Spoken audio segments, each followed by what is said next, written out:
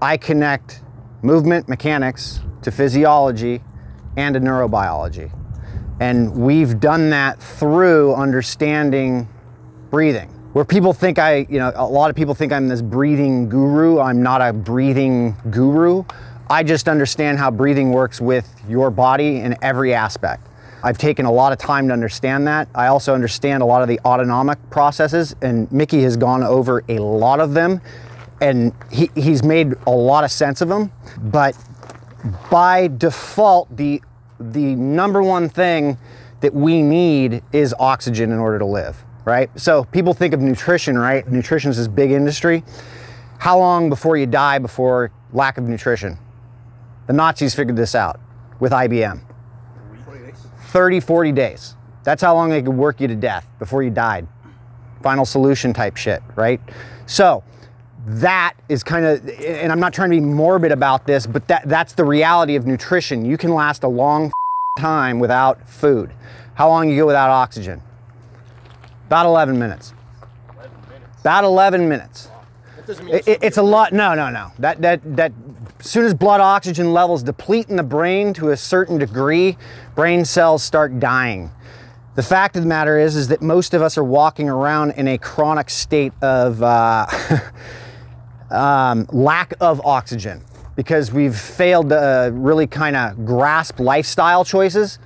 And so we've gone at nutrition, we've gone at a lot of different things where the foundation of everything we do is at breathing. This is Mickey's alluded to some of this throughout the course, and taking a breath when you're done with something. There's a real reason to that. You have two ways of optimizing or taking control of your autonomic nervous system. Anybody know what your autonomic nervous system is?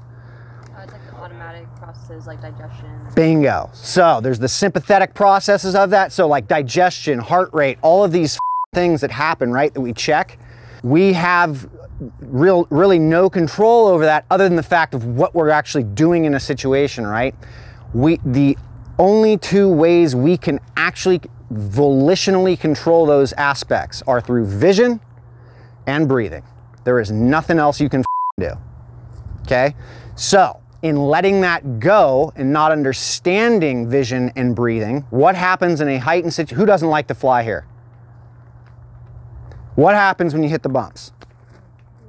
For me, it's not so much the flying, it's the being confined in a small space. So claustrophobic. Who's claustrophobic? More people claustrophobic. Perfect. What happens if you get shoved into a claustrophobic, or you think about claustrophobia in a dream? What happens? You hold your breath, you go, right? That is a stress response, number one. So this can become something that you can actually play with, but the moment you start, especially if you're a cop or law enforcement or military, which I work with all of these organizations to understand these things, is the moment you start to be aware of these things in your own life or your own processes, you instantly pick up on them in society. So when I see somebody walking around with their mouth open or shooting with their mouth open, I automatically know they're in a high sympathetic state. That means you can't learn, not as an adult. As an adult who's past the age of 25, your frontal cortex is developed, you are no longer a passive learner, okay? You need to actually engage in something that you really want to be at, but you also need to be able to process it. Parasympathetic process, the opposite end of the autonomic spectrum here. So sympathetic, high state of arousal, I'm stressed, freaking out potentially, to more parasympathetic, I'm pulling in rest, digest, reproduce, creativity, learning. This is where we learn. So I get done shooting something or doing something high stress, instant reaction becomes slow my breathing down, right? So the other thing is if I make peripheral vision, so if I look out at the pole out back here, I instantly go into panoramic vision. Who's freaked out looking at a sunset? Nobody. Because it's a mathematical equation. Driving. When you're driving, you're in a very peripheral or parasympathetic process, unless, of course, you got a phone or a screen in front of your face. Or if I've got a gun in front of my face and I'm focused on the sights, right? So, in understanding these things, we can control it. This ties back into the physiology because all chemistry is regulated through breathing. So all all the chemistry going on in my body is regulated through how I breathe. If my mouth opens, I offload more carbon dioxide than necessary. Carbon dioxide is an acid that's responsible for kicking oxygen off the red blood cells so that it's actually usable. So if I have limited carbon dioxide in an environment where I don't need massive amounts of oxygen, right? So it's not an acidic environment. So if I'm just sitting here and I haven't worked out or I haven't done anything really too stressful, or I'm actually more sympathetic and I'm using more sugar. I'm using more of the stuff stored in my, like that's limited of supply, okay, than I actually need to. So you've got this thing on your face that's actually designed with your respiratory system in mind. And in fact, everything about it makes it more efficient at air without the ability to offload something in a high stress situation, which is something you should be doing from time to time. All right. So if I'm breathing through my nose, I clean the air, I filter it, hair, mucus, T cells. Anybody have allergies? You're probably a mouth breather. Okay. You have no T cells, no actual immune system response through your mouth. Okay.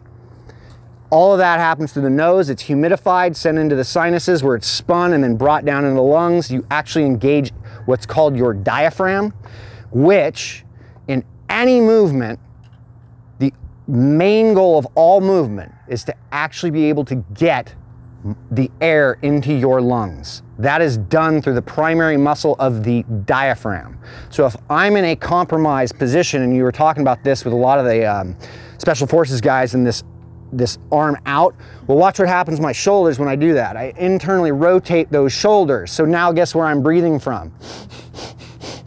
I'm limiting my ability to actually move air. So I can still be in these positions, but I need to understand how I'm getting more air in order to optimize what's happening. This becomes very refinement type stuff, but in all, it has to do with how I'm actually utilizing oxygen, because oxygen becomes the big quantitative thing in how I'm responding to everything. Because if I'm limited on it, my system defaults to what's called anaerobic processes, which are going on all the time. But the problem with that is if I'm somebody who's military, fire, EMT, cop, doesn't matter. If I'm somebody who's in these situations and I am not aware of what's happening, the brain and nervous system are completely 100% glucose dependent, meaning carbohydrate dependent. They require 20% of the energy that you put out in a day. Today and yesterday, it's requiring more if a lot of this is newer for you. For me, this is a much newer type deal for me. So it's a high thinking, high like processing thing. So I'm actually eating up more energy, right? So essentially it is a workout, right? So in understanding that, how do I optimize that? I want to lean my needle more towards parasympathetic so that I'm actually not dipping more into high stress response stuff, right?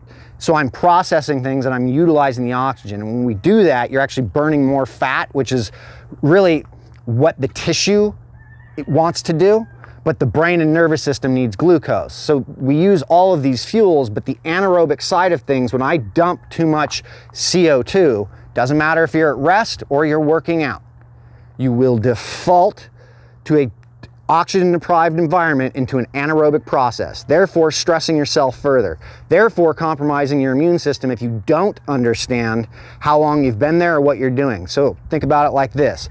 I've got kids. I wake up in the morning. I get the kids dressed. I shower. I talk to my wife. I might have a little bit of an argument. I get in traffic. I get pissed off in traffic. I get to work. I do all this shit and I don't realize that I'm going from one thing, one stressor to the next stressor to the next stressor without ever kind of coming down or understanding the tools of coming down and processing any of that. Does that mean I need to go into full lotus and actually start a breathing practice? Absolutely not. That's not what we teach. It's an in-the-moment thing. If you're sitting in a car, you can breathe. You're gonna breathe anyway. It's what you do the moment you're born to the moment you die, right?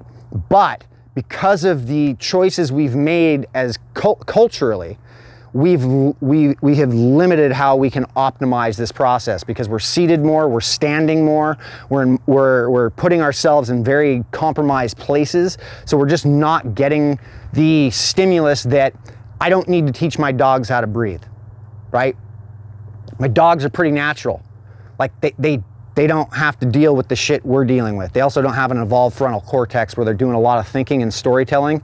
You know, these illusions that like, oh, I was shitty. I focused on that one shot that missed, and I'm not focused on the bigger picture of everything. Yeah, those are stories. That's this snowball effect of me leaning more towards that sympathetic process and getting away from the reality of how I actually can process things, right? And so our work is not only in the performance scheme where I'm working with Olympians or world-class athletes, but it's operators, it's cops, it's regular people who, like kids, we deal with kids all the time because everybody's so anxious now.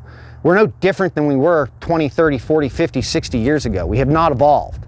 The problem is that we're actually responding to the amount of stimulus that's out there. Mm-hmm. So if I've got a phone where I'm Googling everything on Instagram thinking that's socialization, there's nothing wrong with Instagram, there's nothing wrong with the phone. But when these things become an illusion of, oh, this is where I need to go, it's a dopamine game is what it is. Okay, and I get caught up in this rat race of thinking of I have to do this, or I've got to go a specific way home, or I've got to do specific things in a specific way. There's always a process to everything and learning it, but in really not letting the tail wag the dog. That is the most important thing, and that is what happens with most people these days, and that is why we are dealing with the epidemic that we're dealing with. And psychology really is misunderstood physiology. And so it's really easy to pick up once you start playing around with your own breathing and actual visual control, because then you start to pick up on everybody around you, and you can identify situations which I've read plenty on, behavioral stuff with inside the CIA, a lot of things where you're picking up on mannerisms, like when somebody crosses their legs, opens them, you start to see these things like that because of the ability to understand the first respondent in all of that, your breathing. Your breathing is the first response to anything. It's set up in the brainstem, right? It's the fastest response to anything that's gonna happen, other than your pupils dilating. I mean, you ever seen somebody who's high as shit? Pupils completely, California, bro. Right? So pupils dilated, right? But you're also the breathing is going to change. Heart rate's late. Heart rate's late, and it's typically not it's a good metric, but it's not the thing. It really isn't, and we missed the boat on that. The boat is actually really where the breathing changes, and we start to pick up on these patterns. You say we missed the boat, you're saying science. Yeah, and we're coming around. We started a foundation because this stuff has become such a hot thing, and we really wanted to understand the work. I'm involved in a number of studies, one at Stanford on fear, which we've actually tested a number of operators in, and we were talking about this yesterday. And it's interesting. The fear lab has a VR, and we bring high anxiety people in there, right? And we put them in the VR, and they're put in front of sharks, swimming with sharks, dogs, whatever, heights, all that stuff. And you think in VR, you're in the real place. And we've had operators come in there, and it's interesting because everybody responds the same way, except somebody like an operator or somebody who's actually trained to understand these things instantly brings it right back down and calms down, where everybody else is still thinking about that shot that they missed, right? And so how do I change that if that's what I'm doing? I can't change your thinking, but what you can do is you can regulate it yourself. We are a predator. We are an omnivore, right? We can eat, our eyes are positioned on the front of our faces. Animals that are positioned with eyes on the side of their faces, those cows over there, are peripheral the whole time. They don't ever go into high sympathetic activity. They don't have the ability to do that. Right? Everything's this big picture to them and big open gazing. We have the ability to do both. So thinking about that and like, I'm in a stress situation, look at the end of a room or look out at a tree or out a window, or if you're out in nature, looking out at nature, that's the importance also of separating yourself from being inside too much is I'm literally taking a shift when I do that, because inside it becomes a problem, right? And it's why blue light is a problem after dark, not during light. Like, you're getting more blue light from the sun than you will from anything else, right? But it's after that sun goes away, everybody's still in front of something, which with your circadian rhythm, which, oh, I've got sleeping problems. Well, it's not necessarily just because of that. It's what you're doing in the 16 hours leading up to that, over processing things, never transitioning, not understanding that. You know, you go into heightened situations, you better come down, because if you don't, you get what's called trauma. I deal with that too. A lot of PTSD shit, right? And it really becomes something that we are fragmented on and don't understand, and so we have to implement processes in order to get there, and these are those processes of what we've really come to do. Whether it's in athletics, in an environment like this, or it doesn't matter, some kid with anxiety. Hey, here's some breathing protocols. We created an app, it's called State. It's on the App Store. It's a fingerprint of how you emotionally handle stress, because everybody handles stress a little bit differently. And we figured something out pretty early on that because of that, not everybody responds to the same breathing protocols the same way. It also gives you a physiological snapshot of how you handle carbon dioxide, which is the only reason why you're taking a breath when you're awake. You're not taking a breath because your oxygen's low. You do not have a sensor for that until it gets critically low. That sensor is lights out. And guess what your body does? Starts to breathe, goes back online, right? It's smart. It is, but we've kind of things up a little bit. So it's really, it's the difference in, hey, my eyes, like I need glasses, and instead of doing this, I go get my eye screen and get a pair of glasses and put some glasses on so that I can actually see, right? We're at that stage kind of with just about everything. So talk real quick about the O2 CO2 ratio in the mouth breathing and how it affects that. Again, you talked about it in the beginning for a second. Yeah, so my nose only allows for a certain amount of air in it, and it actually it's like a resistance breathing device, and it's your own personal resistance breathing device. Talking about the masks, you know, see people running with the yeah. So we did that. We screwed around with that for some time, and it was really cool until we were like, wait, you've got a nose, like you can just work on breathing through that. And you know, we've done enough research, and there's people who've done even more research than we have on this, but 80% of the time, whether you're training or your entire day, should be done nasal breathing only. Most people are gonna get a kick in the nuts from that, and they're not gonna wanna take that step back because they're so poorly adapted to aerobic efficiency. And so this is where if I breathe in through my nose right now, full breath, and I let that out, the inhale, and then if I breathe in through my mouth, I'm not actually absorbing more oxygen breathing in through my mouth that fast.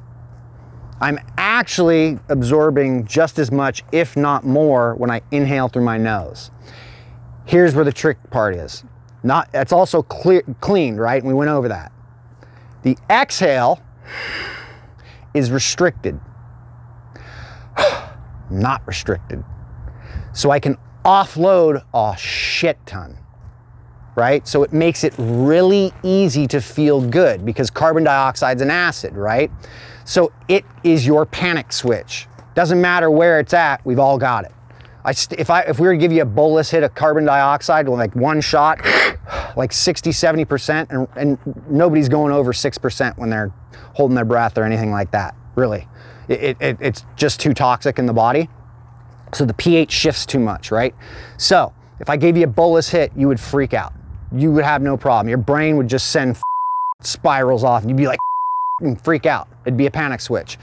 That dumping though, just unconsciously, just sitting here and doing that, if I'm roughly 4 or 5 breaths into that, I now have just moved the needle on how I'm using oxygen. So there's a direct relationship to how you're breathing and what type of energy you're using. Oxygen sits at the heart of it. Yoga figured this out 5,000 years ago. They call it pranayama, which actually is a word that means breath control or energy control. Same thing, because they look at it the same way, right? There's a lot of languages that actually look at this exact same way. Energy and breath are the same thing. I control all energy in my body through my breathing. How you optimize that gets that dialed in. And so when I actually tilt too much and I'm offloading carbon dioxide unnecessarily, I shift and I'm no longer using enough oxygen. Any disease that's not genetic, right, an anomaly, is exacerbated through stress. Or it happens as a result of stress. The first thing that's going to show up is your breathing and how you're optimizing oxygen, right? And it could actually exacerbate these things. So if I actually optimize oxygen, I'm actually optimizing myself to actually recover or actually suppress something that may be happening. Most cancers thrive off in an anaerobic environment. It's very difficult to thrive in a more alkaline environment, which is where that pH switch is, right? So if I'm constantly over breathing, I'm actually going to be exacerbating processes that could have problems. So what are some simple things that we can do breath-wise that you can talk about for a couple minutes to become mindful of? Slowing your breathing down to as slow as appropriately can, nasal only, like meaning I'm not doing it in the degree that it's starting to stress me out, because I don't have a high tolerance to carbon dioxide, right? Because if I slow my breathing down enough, I can stress myself out. It's like holding your breath, right? Interestingly enough, if you take an inhale and you pause up top for a couple seconds, you can drop your heart rate. You can't drop your heart rate just by thinking about it. The only way to drop your heart rate is through your breathing, right? Yet we're so glued to the heart rate, and breathing's actually what shows up. And so slowing that down in a controlled fashion that works for you is critical, because it then settles them. We know there's no amount of research we can do anymore. It's been done. Slow, controlled breathing calms the brain. If I calm the brain, I process things. You have a shit ton of territory developed for motor skill, right? A lot of fine motor things that we're learning here today, things you do like you don't even think about anymore. Driving home, I don't have to think anymore. That's motor.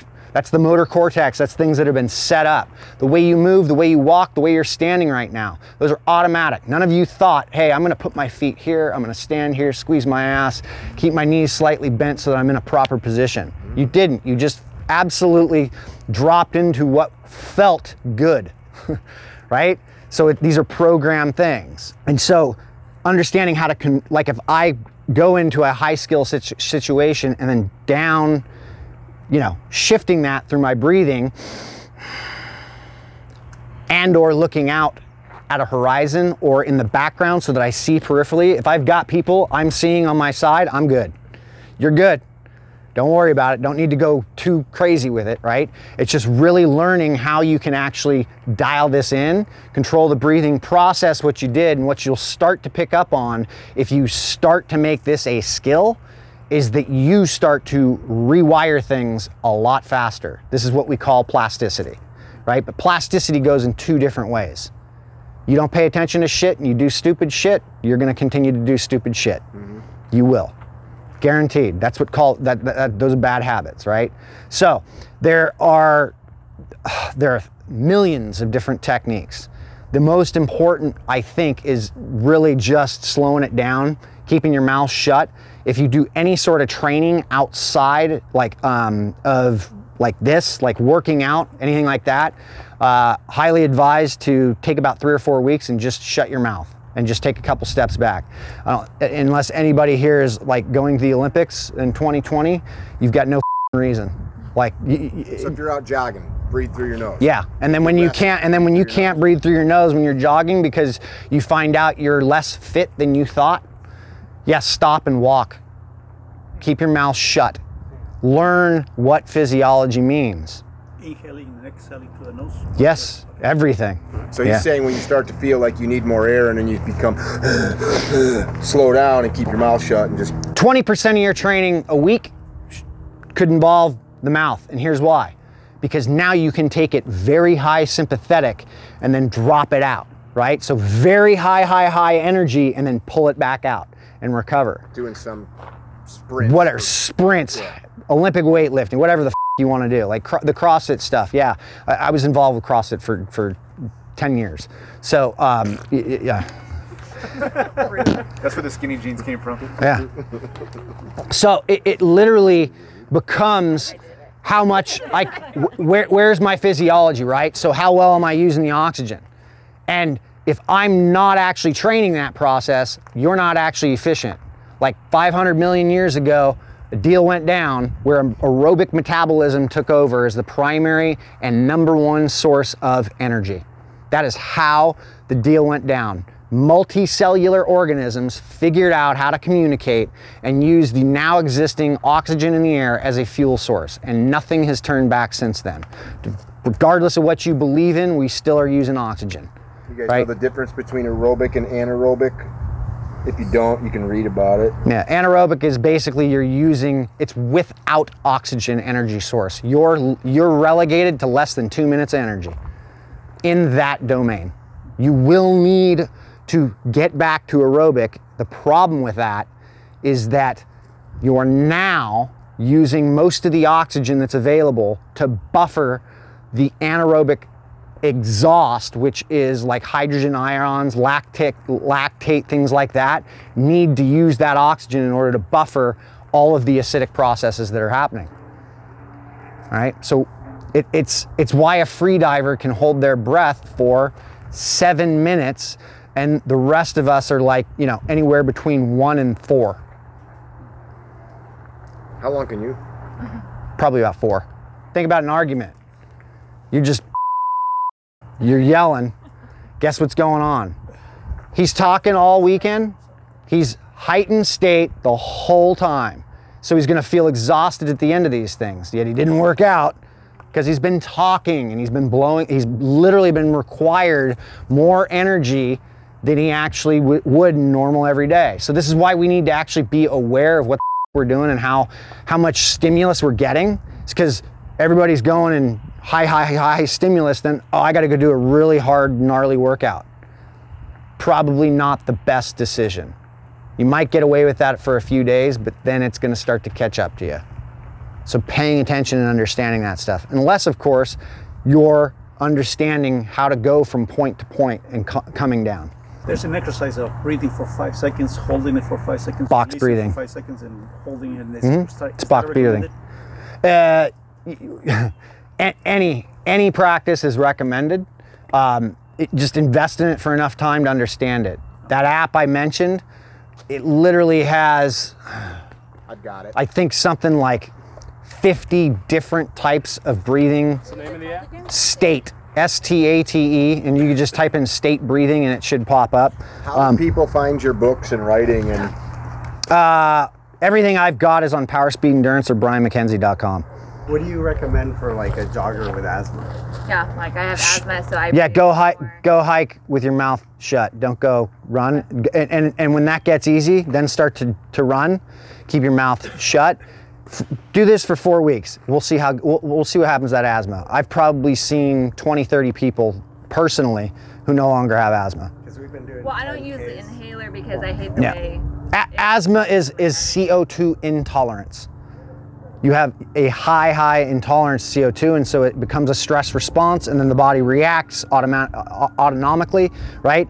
To that, you can control that if you slow it down a little bit, shut the mouth, control the CO2, you build a higher CO2 tolerance, asthma starts to dissipate, in most cases goes away. Allergies, same thing, shut your mouth more, you're gonna start to see you don't respond to allergies the same way you used to. Was that helpful? Yeah. That's pretty good information to have for free. What's the name of the website? PowerspeedEndurance.com. Thanks, dude. Yeah. That's cool. Thank you. We've got a good Yeah, you're welcome. that we did. So, Mr. Brian MacKenzie here is I told you, an endurance athlete, right? Was, and part of the reason that he did the endurance athlete stuff wasn't just because, is that you wanted to test theories and limits. You did ultra marathons and Ironmans and. correct. Did you do a 100-miler? Yeah. Like more than one? Yeah. Did you do the Leadville one too? No. Harder ones. Harder ones. Yeah. Leadville's just at elevation. Okay, so what's a harder race than the Leadville 100? Angeles Crest 100. It's a very grassroots race that's in Southern California that goes from one side of the Angeles National Forest to the opposite side. So if you've ever been to LA, Pasadena, the complete opposite side of that mountain range is where it starts. And so you go through that mountain, and it's really desolate, so there's not a whole lot of aid.